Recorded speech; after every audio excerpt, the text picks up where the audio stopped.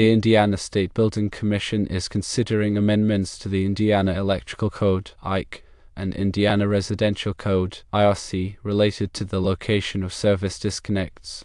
A proposal, initially rejected by the Commission, has been revived by a fire marshal who has pressured legislators to push its adoption.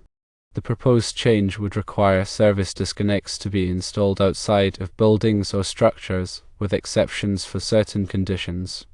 The proposal would amend Section F3501.62 of the IRC and 230.70A of the IEC to specify that service disconnecting means shall be installed at a readily accessible location outside of a building or structure.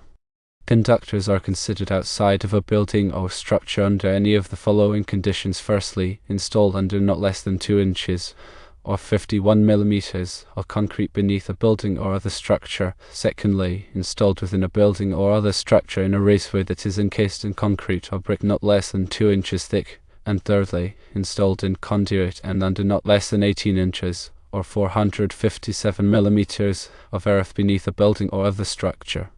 If adopted, this proposal would significantly impact electrical installations in Indiana. Contractors would be required to install service disconnects outside of buildings, even if they are currently located inside.